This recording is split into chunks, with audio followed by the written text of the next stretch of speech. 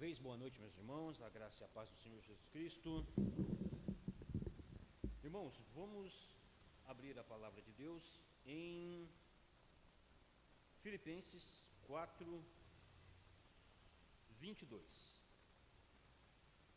Filipenses capítulo 4, apenas o verso 22.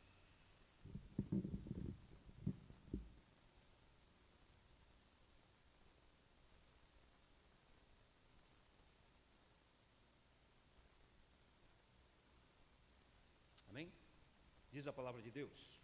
Vamos ler do 21 ao 23. São saudação e bênção. Saudai cada um dos santos em Cristo Jesus. Os irmãos que se acham comigo vos saúdam. Todos os santos vos saúdam, especialmente os da casa de César. A graça do Senhor Jesus Cristo seja com o vosso espírito. Amém. Vamos orar. Soberano e eterno Deus, maravilhoso Pai, dou graças, Senhor, por este privilégio de estar reunido com os teus santos nesta noite, ó Deus, para meditarmos na tua santa e bendita palavra, aprendendo mais do Senhor. Pedimos, ó Deus, que o Senhor venha a nos iluminar com o teu Santo Espírito para que possamos compreender todas as palavras aqui ditas, porque são segundo a tua palavra, segundo a tua palavra, que é a verdade em Cristo Jesus. E que o desejo do meu coração, Senhor, é que todos nós possamos sermos edificados, crescermos na graça e no entendimento da tua vontade, para a honra e glória do teu santo nome. É o que eu peço a Deus em nome de Jesus Cristo, assim também pela vida de todos que nos assistem pelas redes sociais, os nossos amados irmãos em Cristo, que não puderam estar conosco nesta noite. Assim, ó Deus, o desejo do meu coração é que nós possamos cada dia, cada vez mais, aumentar o número de irmãos para congregarmos e estarmos reunidos para juntos nos alegrarmos na tua presença e no estudo da tua santa e bendita palavra. Eu agradeço assim, Senhor, em nome de Jesus Cristo. Amém. Esse texto de Filipenses, 4, Paulo ele está preso. Filipenses é conhecida como uma das cartas da prisão, ele escreve durante aquele período que ele se encontra preso em Roma, e ele, no verso 22, ele diz, todos os santos vos saúdam, principalmente os da casa de César, Ele está se referindo aos soldados, da guarda imperial, que ficavam ali 24 horas, 24 por 48, como minha irmã costuma dizer, com Paulo, e eles estavam do lado de um servo de Deus, um homem cheio do evangelho, e pregando o evangelho e a graça de Deus. Existiam eleitos, entre os soldados romanos, e ali se teve ali uma igreja, Então você fica imaginando, eu gosto quando o reverendo Hernandes ele fala, que imagina na troca de turno, os irmãos chegavam, e aí, qual foi a mensagem hoje? A pregação, Paulo, evangelho neles, Paulo abria a boca, era evangelho. Então Paulo falava de Cristo 24 por 48, o desejo do nosso coração é que fosse assim também com a nossa vida, Nós falarmos do evangelho, do poder de Deus, e graças a Deus a gente tem esse momento de podermos juntos compartilharmos da palavra, aprendermos mais da palavra, e louvado seja Deus por isso.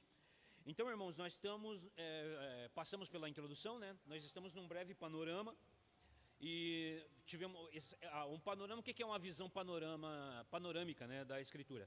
É nós falarmos, a princípio, apenas de dos principais pontos que cada capítulo, ou cada parte do texto que decorre em determinados capítulos, não em um capítulo específico, mas que ela está fechada dentro de um ponto, de um tema central, onde ele vai apresentar um panorama, ou seja, uma visão geral do que a gente vai ver futuramente, mais esmiuçadamente, versículo por versículo, dentro desse contexto e aprender. Então, uma visão panorâmica, ela já te dá esse vislumbre do que a gente vai experimentar quando chegarmos lá. E ela já dá um estalo, ela já dá uma iluminação no entendimento desse texto quando nós chegarmos mais aprofundadamente. Então, a vista que nós vimos na sexta-feira passada, nós tivemos uma visão panorâmica, bem breve, no capítulo 1, dos versos de 1 a 17. Nós vimos que Paulo, ele é servo de Cristo, chamado para ser apóstolo, e ele começa já, num breve vislumbre, apresentar os dois principais temas, que é o evangelho, que fica na responsabilidade de Paulo de anunciar, e em Romanos. em Romanos, né? A nossa visão panorâmica de Romanos. Então ele apresenta o evangelho, que foi dado a ele a incumbência de pregar aos gentios, e ele já apresenta também o seu zelo que ele tem pela igreja, tanto judaica, os judeus convertidos ao cristianismo, quanto aos gentios, né? Por isso que ele vai dizer a todos os que estão em Roma, chamados a serem santos, né? Graça e paz a partir de Deus nosso Pai e do Senhor Jesus Cristo a todos vós. E aí ele enfoca, né? Ele enfoca no primeiro ponto a urgência e a solenidade, a importância do evangelho, que é de Deus Pai, né? O evangelho ele tem a origem em Deus Pai, que é a boa nova do seu Filho Jesus Cristo. E Paulo então ele tem essa incumbência de levar o evangelho também para Roma, sendo utilizado pelos irmãos de Roma como uma base e para a Espanha. Visto isso, nós passamos agora ainda no capítulo 1, vamos ter uma visão panorâmica dos do verso 18 até o capítulo 3, no verso 20, onde o tema é a ira de Deus, né? Então Paulo, dos versos de 1 a 17, ele tem a ênfase no evangelho, que é o poder de Deus para a salvação de todo aquele que nele crê, primeiramente do judeu e depois do grego, ou seja, quando fala grego, é todo o povo gentílico. Por isso ele deseja ir para a Espanha, porque não se sabe se lá foi pregado. Dos versos 18 até o capítulo 3, 20, o tema vai ser a ira de Deus. Paulo ele vai focar na ira de Deus e ele vai começar a apresentar pontos que mostram que tanto o judeu que recebeu a revelação especial de Deus, ou seja, o que é a revelação especial? Quero estar recapitulando com os irmãos. É os profetas, que eram boca de Deus. Deus falava por meio dos profetas. E os profetas, o Senhor ordenou aos profetas que eles escrevessem. Veio daí então a escritura, né? Moisés, ele escreve todo o Pentateuco, e depois nós vemos que os profetas, eles relataram num documento escrito as palavras que o Senhor deu a eles, para que eles pudessem dar isso ao povo como tendo como que regra, né, para viverem uma vida na presença de Deus, meditando na palavra de Deus. E isso procede até os dias de hoje.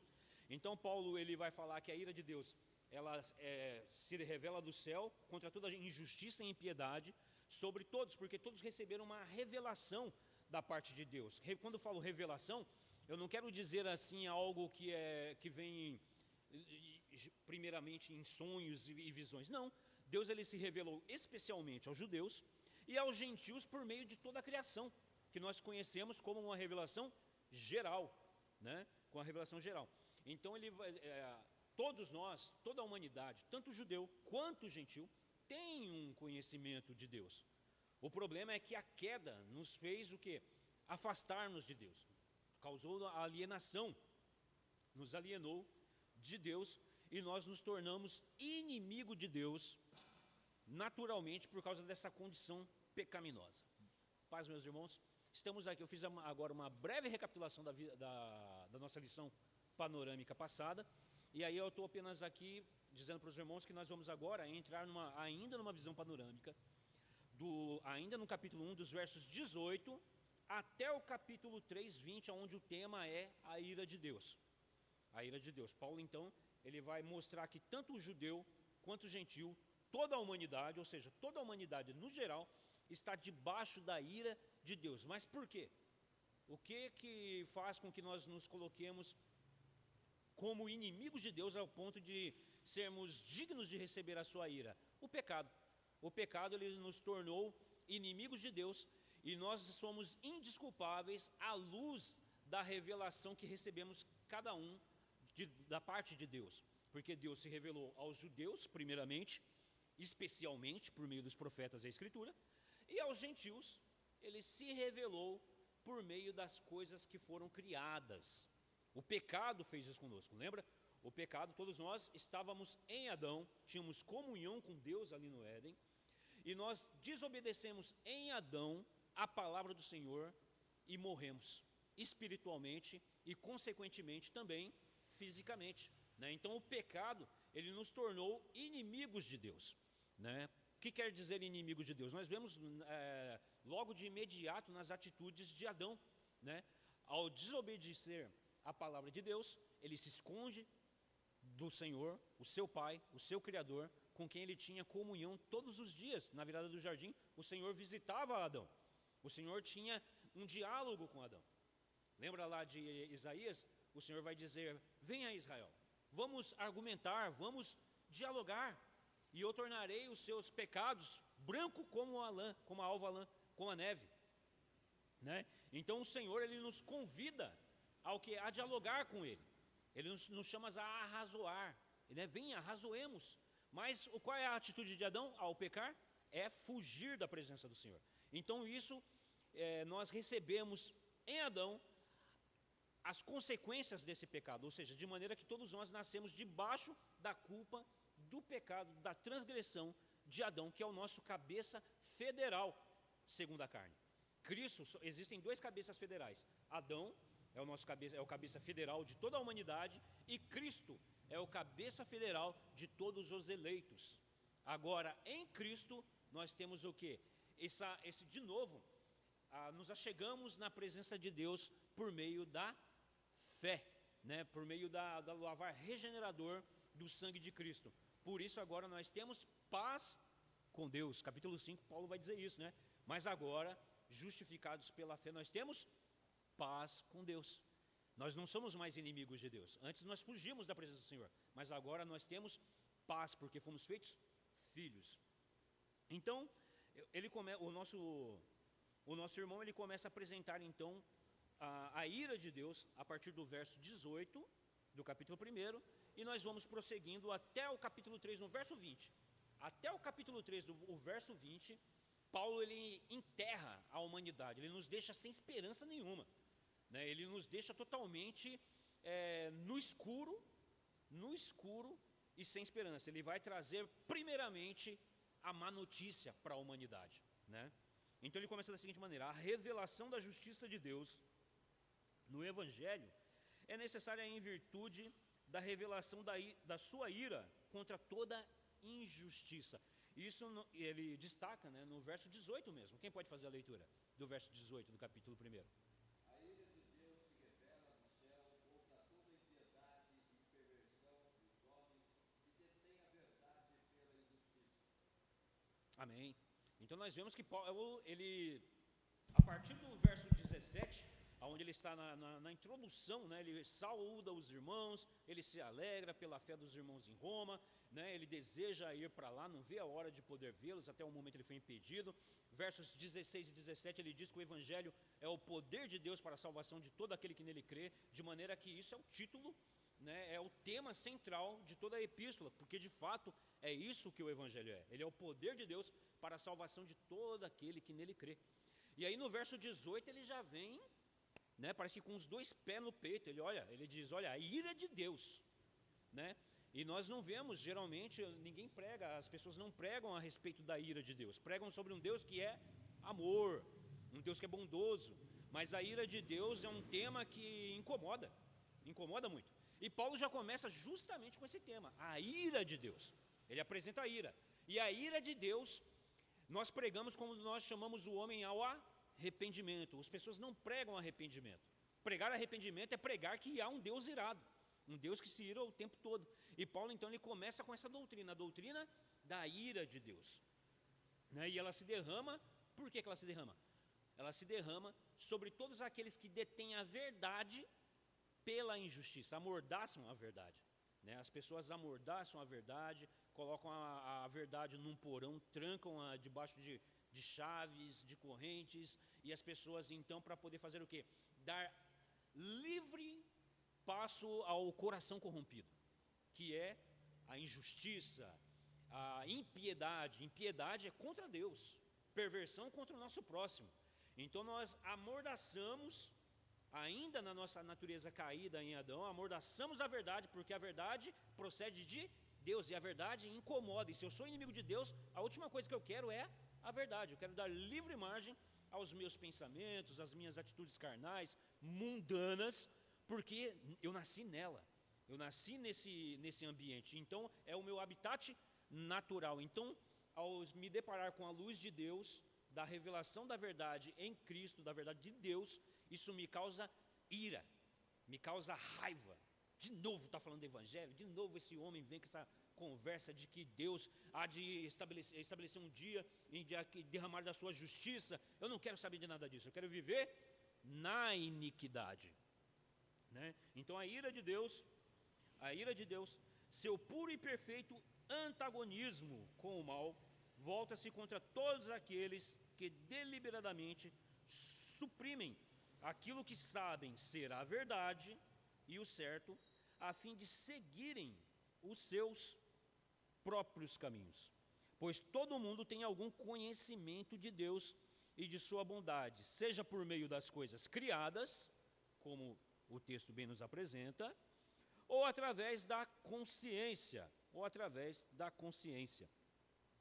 ou porque as exigências da lei estão guardadas no coração humano. Então eu gostaria de destacar aí os versos 19, 32 e o 15 do capítulo 1. Quem puder fazer a leitura desses versos, porque eles vão destacar esses temas, né? Eles vão destacar o quê? Que todo ser humano, todo ser humano, sem exceção, ele tem algum conhecimento da divindade, seja pela natureza, as coisas criadas, seja pela sua consciência, ou seja, pela revelação de fato especial, né? Então os versos 19 do capítulo 1, versos 19, os versos 15 e depois o verso 32. Quem quiser, quem encontrar um desses versos pode fazer a leitura. Verso 19: Pois o que de Deus se pode conhecer é manifesto entre eles, porque Deus lhe manifestou. Amém? Quem encontrou tudo? Verso 15, pode ler.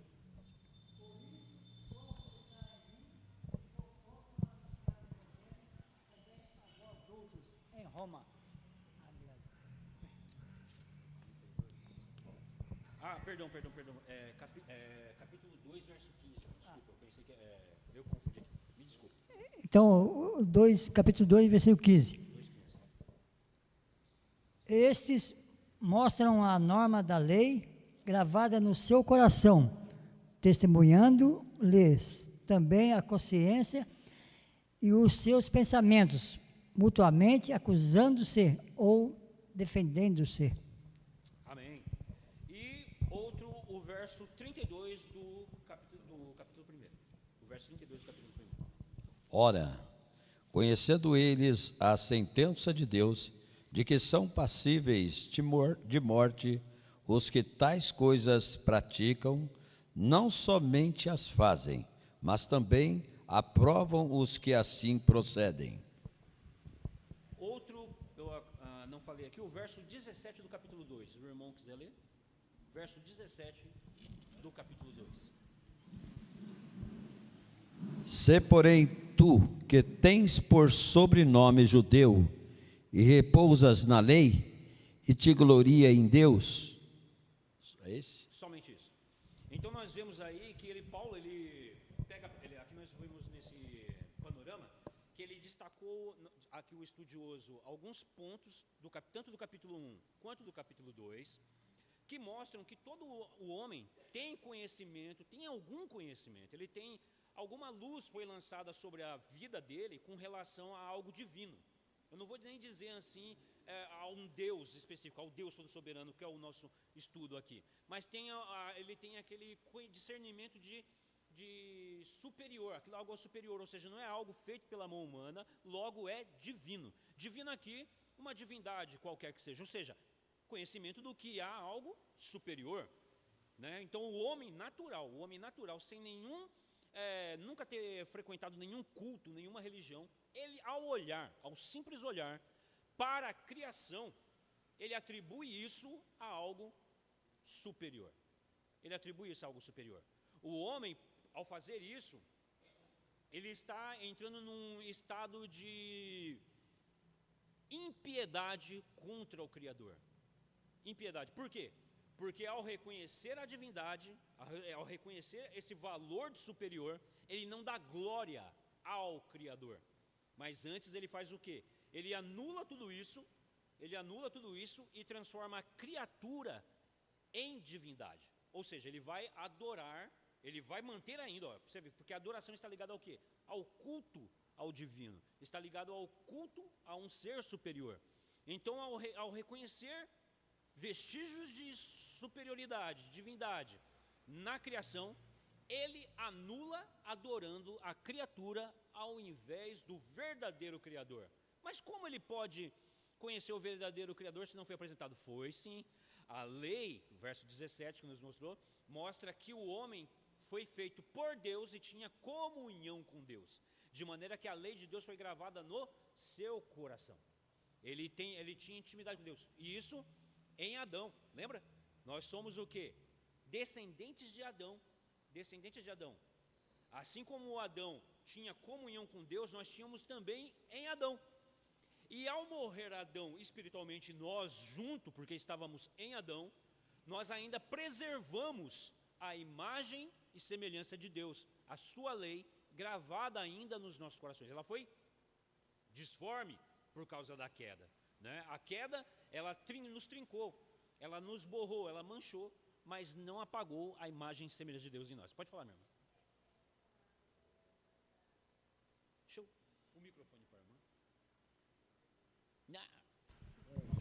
É correto perguntar, por exemplo, ou melhor, né, falar que se existe um bem e um mal, essa é uma referência de que há algo supremo também, ou seja, há um Sim, bem supremo. exatamente. Isso é além da própria criação do homem contemplar. A gente também pode usar esse exemplo? Pode. Não é errôneo não, né? Não. Por exemplo, porque de certa forma vamos falar, então qual é o mal supremo? Seria o pecado? Sei lá. Sim, porque Faz se há sentido o que eu estou querendo dizer? Tem total sentido.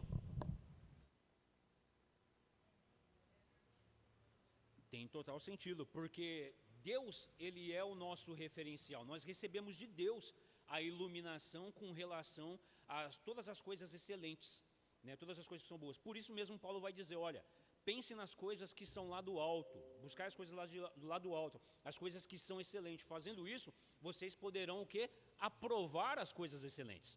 Logo, uma vez que eu busco aquilo que é belo, perfeito em Cristo, que é a luz, né, o nosso Pai, de quem emana toda a luz, como o Tiago vai dizer, em quem não há manchas, se eu estou firmado em Cristo, eu estou buscando me aproximar mais de Deus, que é luz, que é verdade, toda mentira, todo engano, tudo aquilo que é mal, que é perverso, contrário à lei de Deus, fica evidente.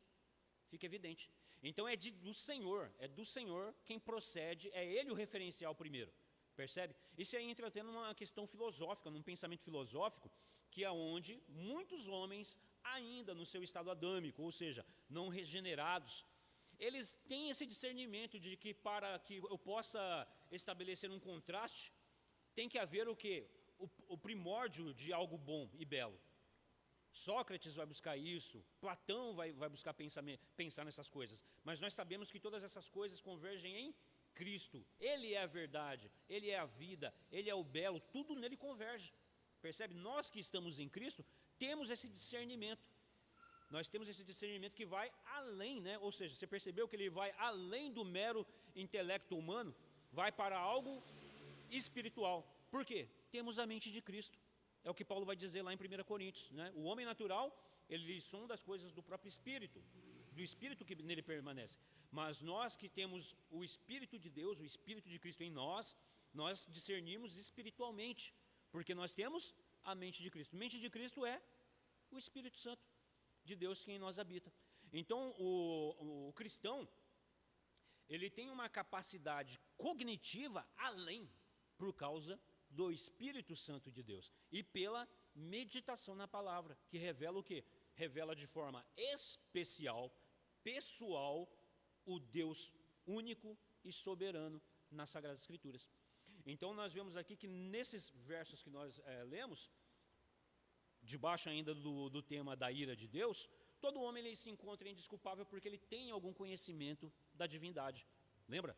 Ele sabe de que se há algo mal, existe algo belo, algo que é antagônico a isso. A ira de Deus ela é antagônica ao mal. E a ira, a própria palavra ira, ela parece ser má. Mas a ira de Deus é santa. Não é uma ira mesquinha, não é uma ira eivada de mesquinharia como a nossa. A nossa não, a nossa ira é mesquinha. O momento que nós ficamos mais irados é por pura mesquinharia. A ira que todo cristão deve ter, que nós somos chamados a nos irar, é contra a carne. Irai-vos.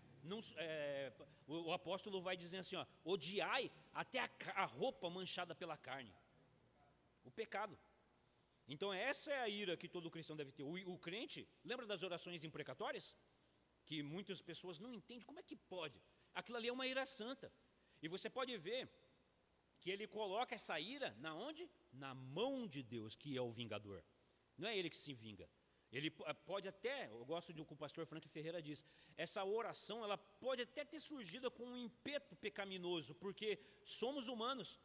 Quem de nós costumamos dizer, né? Quem aqui tem sangue de barata? Ninguém tem sangue de barata. Você vê a impunidade, você vê o mal e você se indigna. Mas aí você faz o quê? Coloca nas mãos daquele que julga retamente. É as orações imprecatórias, né, que muitos cristãos não entendem. Nós podemos e devemos orar, porque ela está eivada do quê? De uma ira santa. É uma ira santa. Mas nós, quanto a nós, com relação às pessoas do mundo, devemos orar para que o Senhor alcance a vida delas e as transforme, como transformou a mim e como transformou a sua. Não é verdade? No passado nós também vivíamos na injustiça, no pecado, na iniquidade. Mas Deus, por pura graça, pura misericórdia, nos chamou. E nos chamou com o quê? Laços de amor, né? Pela sua palavra, com laços de amor, Ele nos chamou.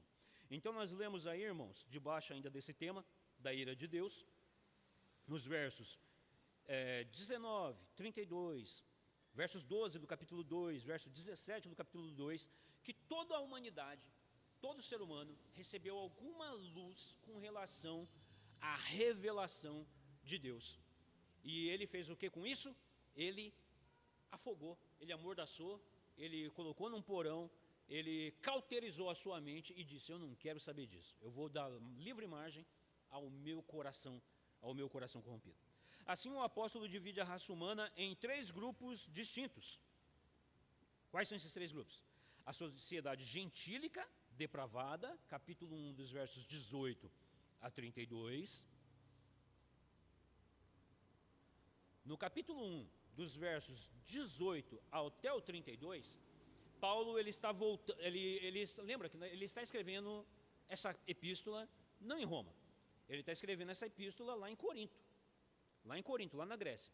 A Grécia daquele período era conhecida pelos templos culticos, né, da deusa Diana, das divindades, e existia nesses cultos as prostitutas cultuais. Israel chegou ao ponto de fazer isso, né, com Manassés, outros reis de Israel, que fizeram o quê? Fizeram a mesma coisa que os gentios. Eles fizeram o quê? Não queremos saber de Deus não, deixa isso aí para lá. Por quê? Coração corrompido, não transformado, não regenerado. Não é porque é judeu, né, e aqui eu quero sempre reforçar, não estou pregando aqui antissemitismo, até expliquei, vou voltar a explicar o que é o antissemitismo, para que os irmãos possam entender. Antissemitismo é você ter ódio do povo judeu. Tem pessoas que perseguem os judeus, perseguiram os judeus na história da humanidade, né? Muitas das vezes até mesmo por um discernimento errado com relação à obra de Cristo. Eles dizem, né, olha, os judeus sofrem o que sofrem porque crucificaram Cristo, mas não tem nada a ver uma coisa com a outra. Isso é um entendimento totalmente equivocado da palavra de Deus. E isso levou as pessoas a serem antissemitas, ou seja, o povo semita, o povo hebreu, o povo judeu, as pessoas têm ódio. Eu não estou pregando isso, longe de nós. Os judeus, eles são povos como todos e qualquer povo da terra que são carentes de ouvir o evangelho. E Paulo sabe disso.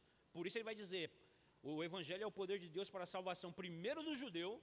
Por que primeiro do judeu? Porque são seres humanos, caídos em Adão, necessitados, carentes da graça de Deus. Embora eles tenham recebido revelação especial, ou seja, eles têm mais peso de rigor de juízo do que os gentios, que tinham só a natureza, para mostrar de que é um Deus que criou todas as coisas. Eles não, eles tinham os profetas, as Sagradas Escrituras. Percebe? Então, do versículo 18 até o 32, Paulo ele se dirige a um grupo em específico. A quem? O gentil pagão, né? Então, na Grécia ali, prostitutas cultuais, deuses pagãos. O que são deuses pagãos? Tudo que não é o Deus verdadeiro, o Deus único e verdadeiro. São montanhas, são pedras, inclusive lá em Atos, no capítulo 17, Paulo, ao estar ali por Atenas, a região da Grécia, durante um período que ele permaneceu ali, evangelizando, ele ficou o quê? Boquiaberta com a quantidade de ídolos que existiam naquela região. Então era um país totalmente dominado pelo paganismo. Tudo que nós fazemos, irmãos, na questão moral, ela tem a ver intrinsecamente, ou seja, diretamente com a questão espiritual. Nós agimos na sociedade moralmente de acordo com a ideia que nós temos de divindade. Então, se eu tenho um determinado comportamento, é porque assim é o culto que eu presto a essa divindade.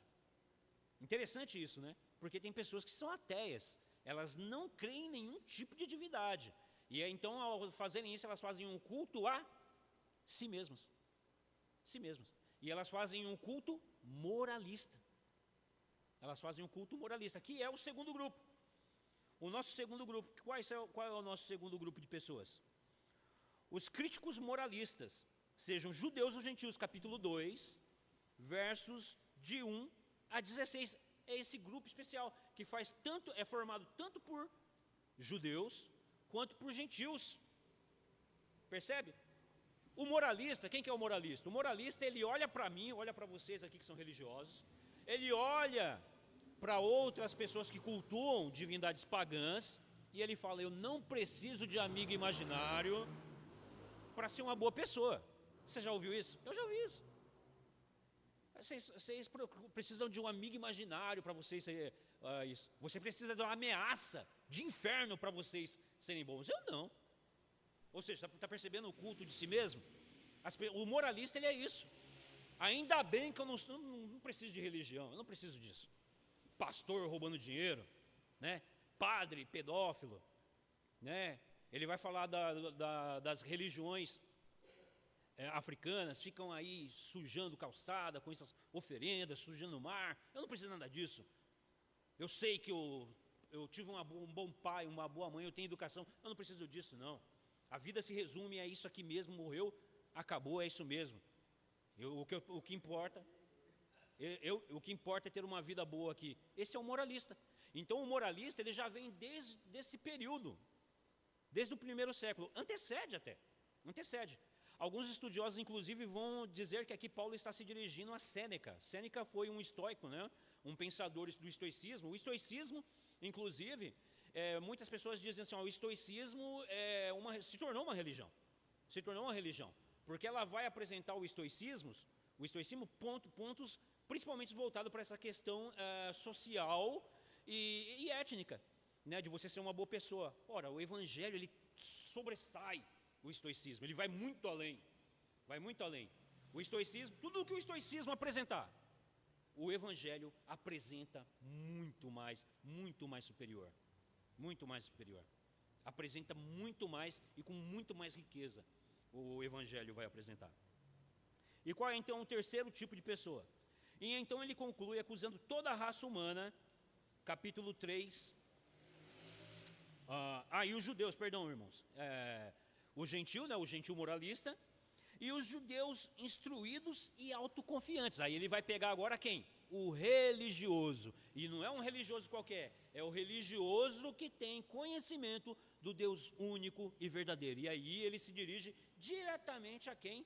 Ao judeu fariseu, de quem Paulo fez parte dessa classe. Ele fez parte do farisaísmo, ele vai dizer, inclusive, lá em Filipenses, né, que quanto à lei, ele nasceu fariseu, ele era rígido, né, no guardar ali os ensinos da doutrina, mas, no entanto, não tinha valor nenhum, porque ele vivia apenas na forma externa da lei.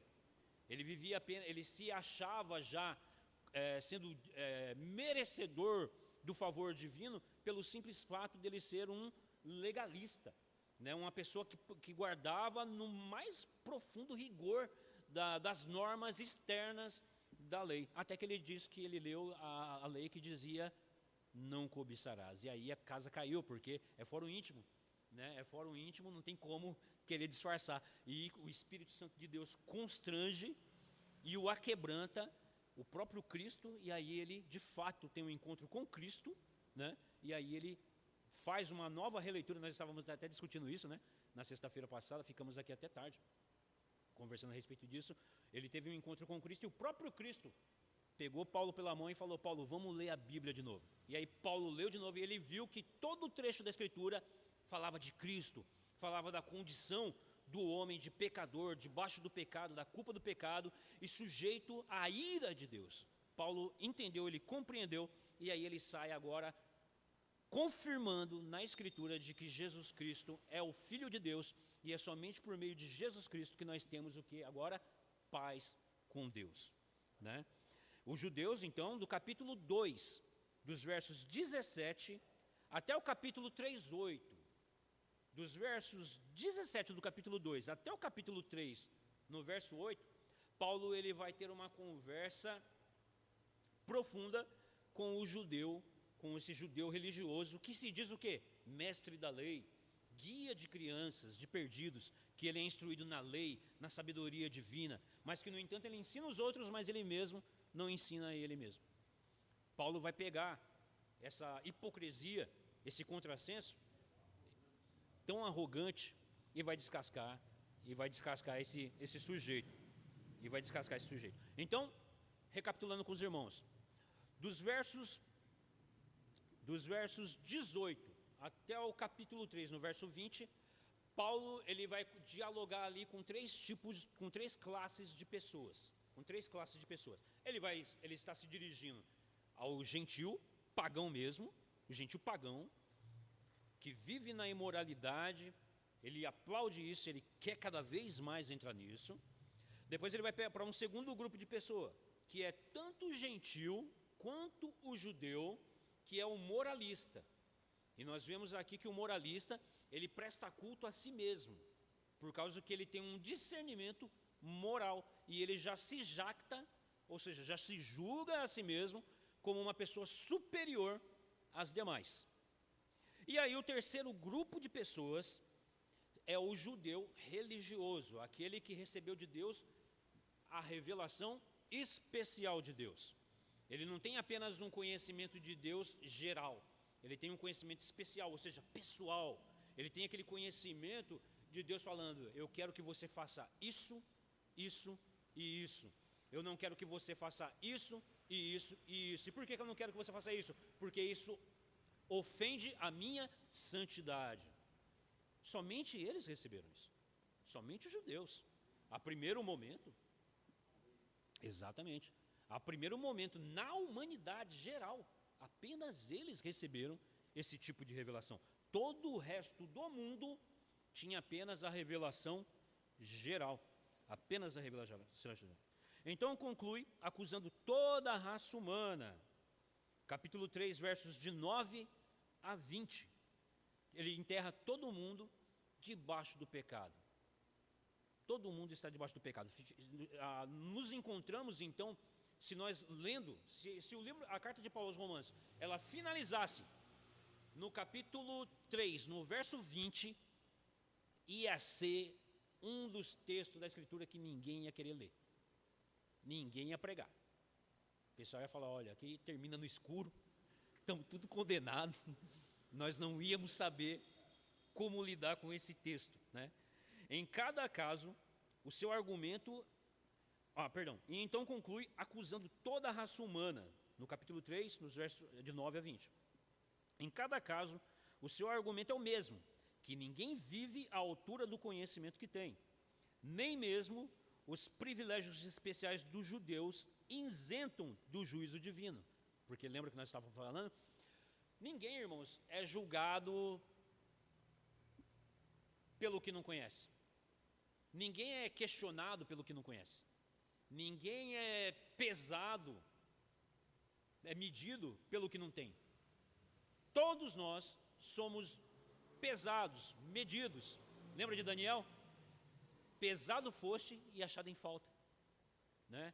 Por quê? Com certeza foi dado o quê? Um parâmetro. Lembra que nós estávamos falando de parâmetro? Parâmetro de beleza, parâmetro de verdade, parâmetro de belo. Isso foi dado a toda a raça humana. Isso foi dado. Por que o homem ele insiste em fazer o mal, em perverter a verdade, por causa que ele cauterizou o seu conhecimento da realidade, da verdade que Deus deu para praticar o que é mal, o que é perverso, o que é engano. E aí ele é julgado à luz disso. E aqui nós vimos que nem moralista, nem aquele que recebeu a real revelação da parte de Deus estão na condição de receber louvor da parte de Deus. Antes, pelo contrário, de receber justo juízo, porque são incapazes de viver à luz da verdade que receberam. Capítulo 3, verso 9, quem pode fazer a leitura para nós entendermos ainda mais esse ponto? Capítulo 3, verso 9. Só o verso 9. O que se conclui? Temos nós qualquer vantagem? Não, de forma nenhuma, pois já temos demonstrado que todos, tanto judeus como gregos, estão debaixo do pecado. Amém. Algum outro irmão pode ler o capítulo 2, verso 11?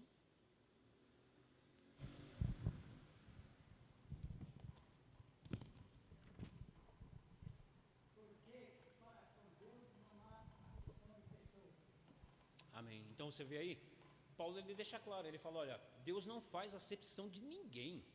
O judeu ele estava se achando o quê? A última bolacha do pacote. Eles estavam nisso, porque Deus se revelou a eles, a princípio, de maneira especial, revelando a sua pessoalidade, a sua personalidade, a sua santidade, os seus atributos santos. E por meio também da criação,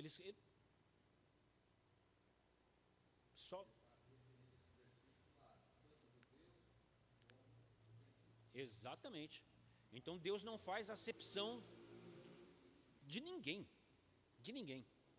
E à luz do que nós recebemos da revelação divina e continuarmos na prática da imoralidade, do pecado, que argumento nós temos para colocarmos diante de Deus?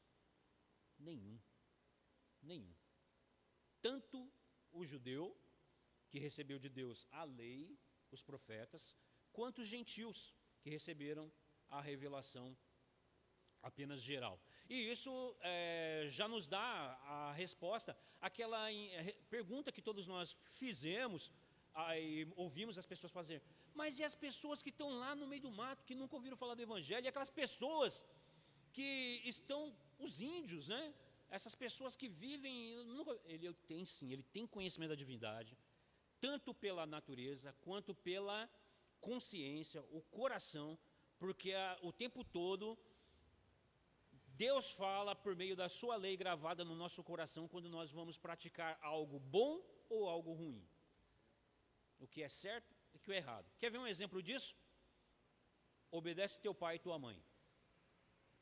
O pai e a mãe são autoridades instituídas por Deus, que muitas das vezes, a maioria das vezes, esmagadora das vezes, ninguém reconhece como sendo uma autoridade divina dentro do lar. Isso quando essas próprias autoridades também, não pervertidas em si mesmos, criam os seus filhos no quê? Como inimigos de Deus. E aí a casa vira aquele lamaçal. A sociedade, olha a sociedade à nossa volta. O que as pessoas estão fazendo com o conhecimento que eles têm da revelação de Deus? Porque todos têm. Eles podem se justificar diante do Senhor?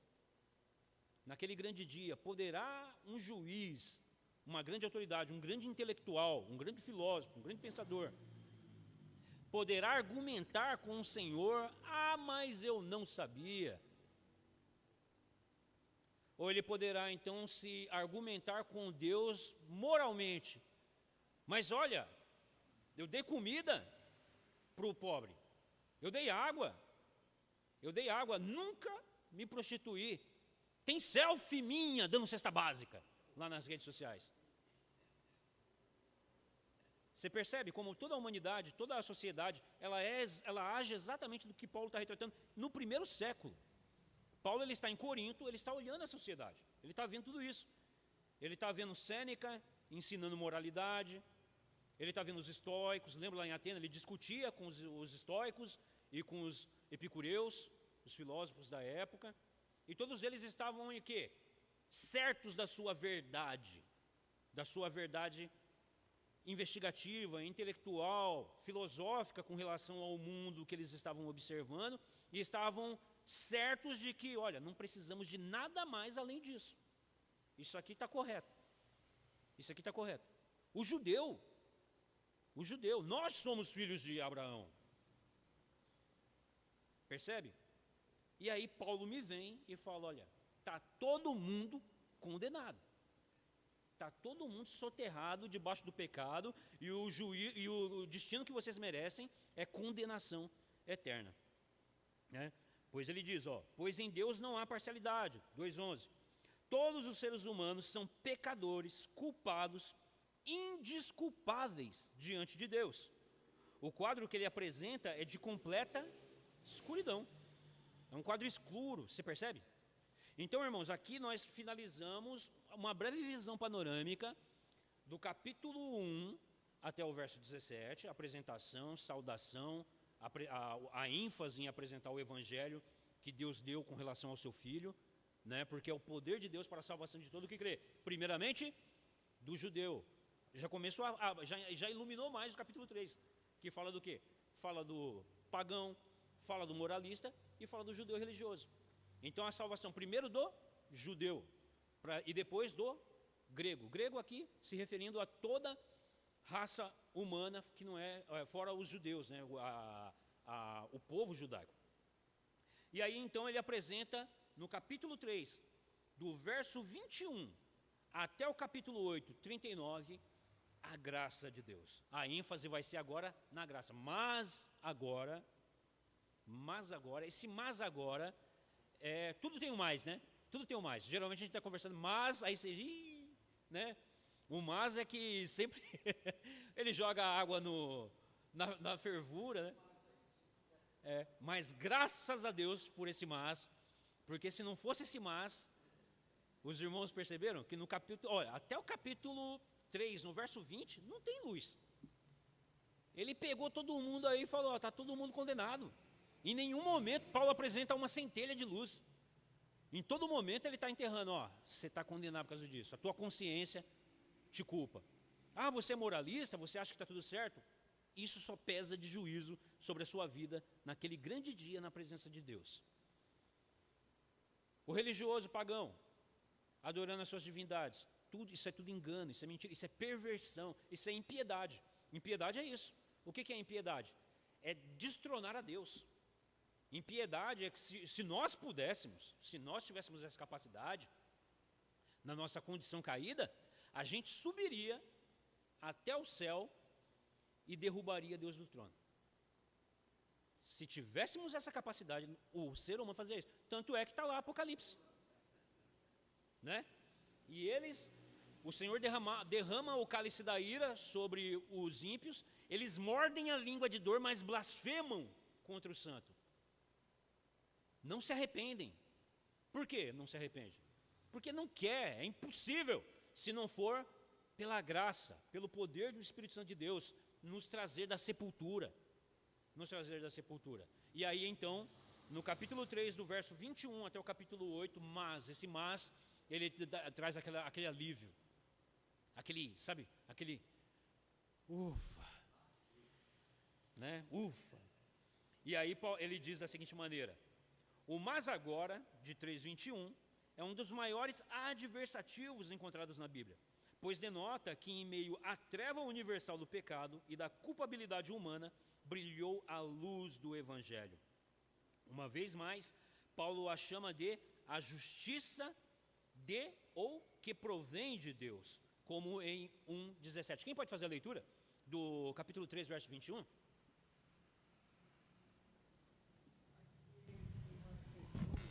A justiça de Deus testemunha pela lei e pelo profeta. Esse é o capítulo 3, 21, né? 21. O irmão pode ler mais uma vez? Pode ler mais uma vez, irmão? Pode fazer a leitura mais uma vez? Mas agora, sem lei, se manifestou a justiça de Deus. Deus testemunhava pela lei e pelos profetas. Amém. E aí o verso 17 do capítulo 1 diz o quê? Quem pode fazer a leitura?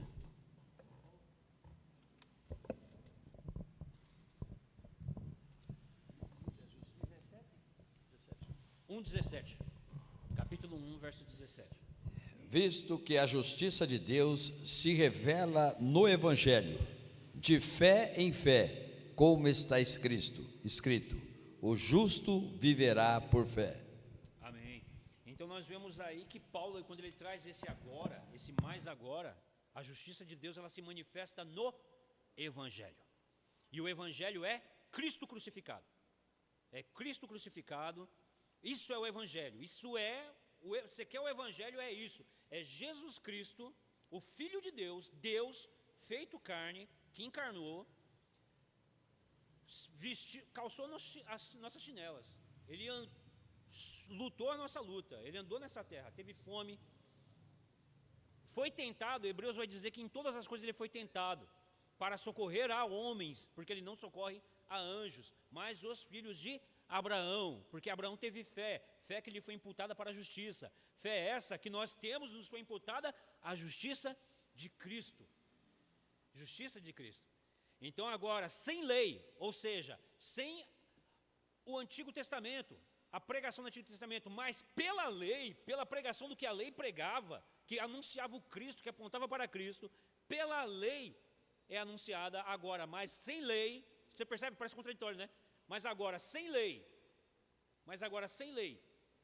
e pela lei é anunciado o Evangelho, que é a salvação para todo aquele que nele crê. Quando nós pregamos o Evangelho, nós já pregamos a lei. Como é que se prega o Evangelho? Como se inicia a pregar o Evangelho?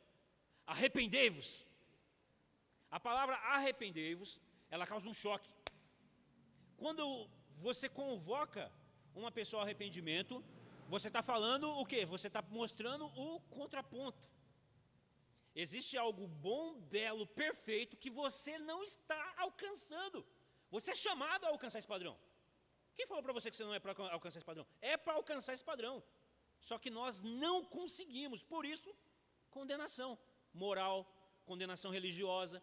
Porque nós somos incapazes. O judeu não alcançava. Né? O que Pedro vai dizer? Irmãos, quem somos nós para impor peso aos gentios? Uma vez que Deus os salvou pela fé, assim como a nós. Sendo que nem nós suportava isso. Ó. É doído, hein?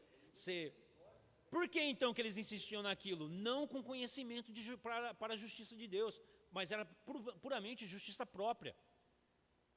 Isso é rigor ascético. O que é o rigor ascético? É estabelecer uma norma totalmente estética, puramente visual, mas que incapaz de transformar o íntimo.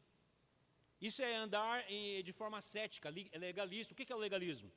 O legalismo é você querer andar numa regra apenas por aparência. É você prezar por uma liturgia, prezar por você mesmo, guardando um determinado tipo de doutrina. Isso traz mais peso de rigor de juízo, porque está mostrando que você tem conhecimento com relação ao que é belo e perfeito, mas você não alcança no íntimo, alcançou no externo. Nossa, se eu colocar uma régua, ó, a Mauri tá de sapato, calça, um verdadeiro servo de Deus. Faltou a Bíblia debaixo do braço, né? Quando eu coloco terno e gravata, eu costumo dizer que eu estou com a minha roupa de crente. Sem ela, será que as pessoas sabem que eu sou um cristão? Será que na conversa comigo, as pessoas olham para mim e falam, você é cristão, né? Ou então quando eu falo assim, eu sou crente, você é crente? Rapaz, percebe? Então é nesse sentido, ou seja, a justiça que provém de Deus, né? Ou seja, na justa justificação do injusto, isso é possível por meio da cruz, na qual demonstrou a sua justiça. Capítulo 3, verso 25, quem pode fazer a leitura? Capítulo 3, verso 25.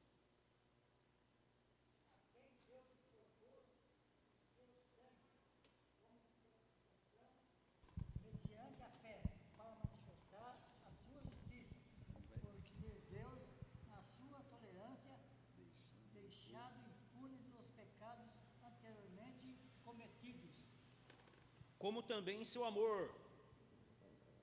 Capítulo 5, nós vamos pular lá para o capítulo 5, verso 8, mas dentro desse panorama da graça. Capítulo 5, verso 8.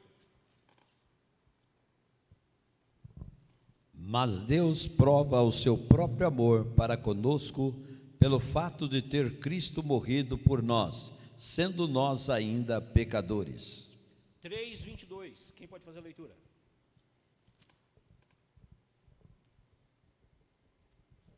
Justiça de Deus mediante a fé em Jesus Cristo, para todos e sobre todos os que creem, porque não há distinção. Amém. Então, sejam eles judeus ou gentios, ao explanar sobre a cruz, Paulo recorre a palavras-chave como propiciação, como nós lemos aí no capítulo 5, verso 8, propiciação, redenção e justificação. E então, em resposta às objeções dos judeus, capítulo 3, dos versos 27 ao 31, ele argumenta que, já que a justificação só é possível através da fé, ninguém pode se vangloriar diante de Deus. De igual forma, não pode haver qualquer discriminação entre judeus e gentios, e a lei não pode ser negligenciada. Capítulo 3, versos de 27 a 31. Quem pode fazer a leitura? 27, 31. Onde, pois, a jactância foi de toda excluída. Por que lei? Das obras? Não, pelo contrário, pela lei da fé. Concluímos, pois, que o homem é justificado pela fé, independentemente das obras da lei. É, porventura, Deus somente dos judeus? Não é também dos gentios? Sim, também dos gentios, visto que Deus é um só, o qual justificará por fé o circunciso e mediante a fé o incircunciso. Anulamos, pois, a lei pela fé? Não, de maneira nenhuma, antes confirmamos a lei. Amém. Então vocês veem aí, voltando, que aqui, nesse pequeno trecho que nós vimos, ainda vamos continuar, Paulo ele agora apresentou o mas, um adversativo que traz luz, graças a Deus, acendeu uma luz, tem uma esperança aí, não se desespere, não se desespere, há algo que pode trazer salvação. Lembra da pregação de Pedro? Irmãos, e agora? É isso o que a pregação cristocêntrica ela apresenta a nossa condição pela lei, que a lei nos apresenta que nós somos incapazes de alcançar aquele padrão divino de perfeição com relação ao que é belo, o que é perfeito, o que é justo, o que é santo com relação a Deus. Ela nos mostra que nós somos totalmente incapazes, ela enterra a gente viu isso, do capítulo 1 até o capítulo 3, verso 20, Paulo enterrou a gente no pecado, veio o mas, e a gente fez isso como os irmãos lá quando ouviu a pregação de Pedro, mas irmãos, e agora, o que a gente vai para ser salvo? Creiam naquele que foi enviado por Deus, Jesus Cristo, que Deus enviou para nos justificar, propiciar-nos a Deus por meio do seu sangue. Esse homem, ele é o cabeça federal dos eleitos de Deus. Aqui eu estou entrando numa questão que discernimento somente o povo de Deus vai ter. Eu estou me referindo aqui ao quê? Aos crentes em Cristo, que sabem que nós não podemos ser salvos pelo nosso próprio poder e mérito, como nós acabamos de ver, mas se agora, tendo entendimento para poder compreender essas coisas celestiais pela iluminação do Espírito, cremos que foi pelo poder de Deus que nós viemos a crer. E crer salvificamente, não meramente intelectualmente. Entendeu? Ou seja, quando eu ouvi esse mas, fala mais, irmão, eu quero ouvir. O meu coração foi inundado de convicção de pecado, já é o Espírito Santo de Deus operando. O meu coração começou a entrar em desespero, porque eu vi que eu estou o quê? Perdido, diante de um Deus santo. E aí Paulo falou, mas agora, sem a lei, que foi dada aos judeus, mas pela lei, tudo o que ela apontava, que é Cristo, eu lhe apresento a Jesus Cristo, esse, o Filho de Deus, que foi feito o quê? Propiciação pelos nossos pecados. Ele recebeu a bala que era para ser para a gente. Porque nós estávamos o quê? Em dívida para com Deus. Condenados. A justiça de Deus ia derramar sobre nós. Isso é justiça de Deus. A graça é dom imerecido. Se Deus for nos dar o que nós de fato merecemos, é condenação e inferno. É vala, como costuma dizer. É vala. Mas Deus derramou a sua justiça sobre nós em Cristo Jesus, para que nós recebêssemos, fôssemos feitos o quê? Filhos de Deus. Nos fez justiça de Deus em Cristo Jesus. Em Cristo ele derramou a sua ira. Cristo é o cordeiro que lá no templo era levado, o sacerdote levava, era morto, todo era morto, e aí pegava-se o sangue daquele cordeiro, sem mancha, sem mácula, e levava, o sumo sacerdote entrava no Santo dos Santos, na presença de Deus, tinha a Arca da Aliança, a tampa da Arca da Aliança chamava-se propiciatório. E aí ele aspergia o isopo, por isso que Davi vai falar, purifica-me com isopo, e eu ficarei limpo. Lava-me e serei mais alvo que a neve. E aí o sumo sacerdote aspergia aquele sangue na tampa da Arca da Aliança, é o propiciatório. Cristo é o nosso propiciatório. É Ele quem é a nossa propiciação para com Deus. Hoje nós temos acesso, como nós lemos no capítulo 5, apenas um versículo, mas agora, justificados pela fé, temos paz com Deus. Lembra daquele desespero, daquela angústia que nós sentimos ainda hoje, quando nós pecamos, porque nós ainda pecamos, irmãos. E é o Espírito Santo de Deus que nos faz o quê? Traz aquela convicção de pecado. Aquela luta, eu entristeci o Senhor. Eu não posso mais fazer isso. Quem que faz isso em você? É o Espírito Santo de Deus, irmão. Então se você pensa na sua cabeça, eu não sou um salvo, meu Deus, eu não sou crente.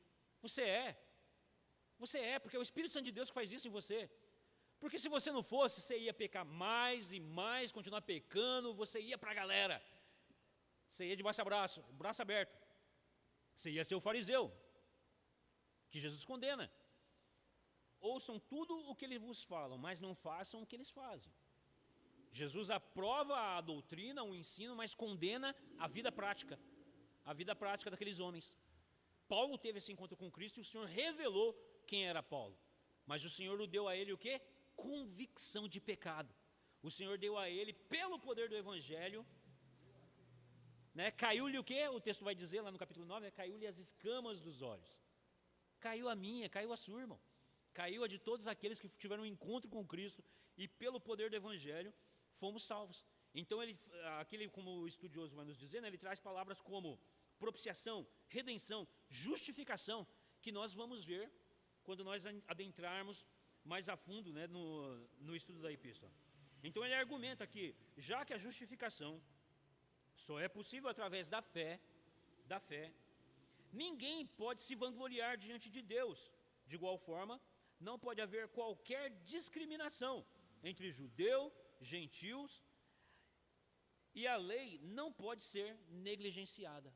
Mas agora, sem lei, mas mediante a lei, nos é apresentado o evangelho que o irmão leu no capítulo 3, verso do 27 ao 31, que apresenta-se a justiça de Deus em Cristo Jesus. Nós cremos no anúncio do evangelho, sem entender essas doutrinas que nós vamos ver.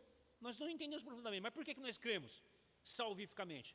Por causa que, irmãos, nós fomos convencidos pelo Espírito de Deus, pelo Espírito Santo de Deus, que nos traz da morte para a vida e nos coloca agora, com as nossas capacidades cognitivas, a nossa capacidade intelectual que estava morta.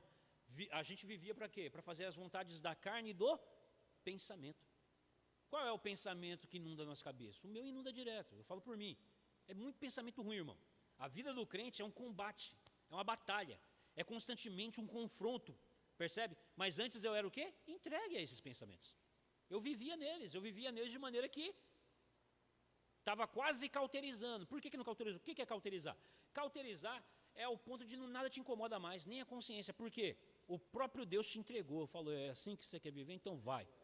Entregou. Nós vamos ver isso ainda no capítulo 1. Faça a sua vontade.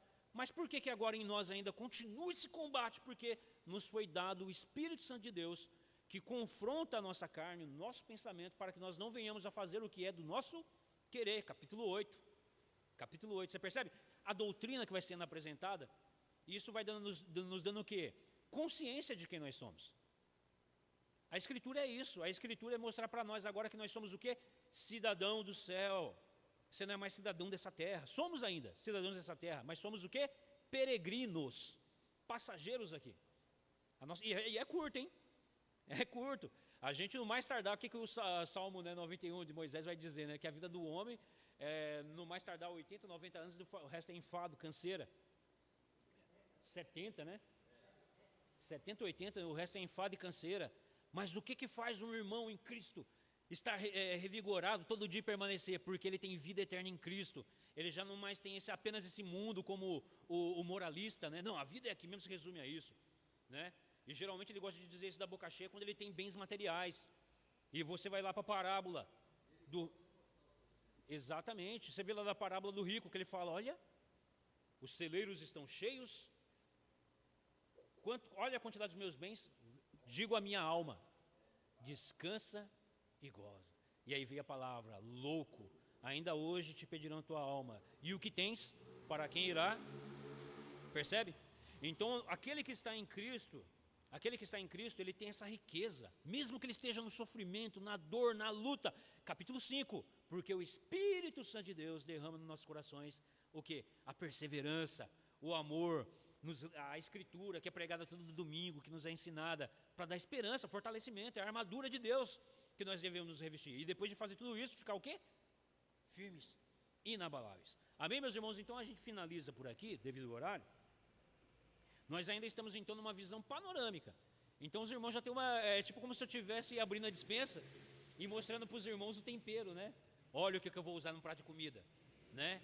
Tem molho, tem vários temperos, vários aromas. Então você já vai sentindo o gostinho, o cheiro da comida sendo preparado. É isso que todo pregador faz. Ele senta com esses materiais, que nem aqui a gente vai usar, vai entrar em palavras de grego. É válido, porque nós estamos num estudo, né, numa escola dominical. Numa pregação não é interessante fazer isso, porque muitas pessoas não vão ter discernimento com relação a isso. Percebe? Então pode trazer confusão, você pode ver, por isso que os irmãos, é válido levantar a mão, fazer pergunta, mas numa pregação a gente faz o quê? Senta e ouve. Então o pregador ele tem que ser o quê? O mais simples possível, ele tem que trazer uma mensagem o mais didática possível, para que a pessoa possa ouvir, mas ele mesmo, ele foi lá na despensa, ele tem que dosar, ele tem que saber temperar, preparar. Vocês estão tendo o quê? Nós vamos ter um vislumbre da despensa, porque o nosso intuito aqui, como uma escola, como uma sala de aula, é entender o mais profundo que for possível, para a gente compreender não somente essa epístola, mas todas as demais e o Antigo Testamento também.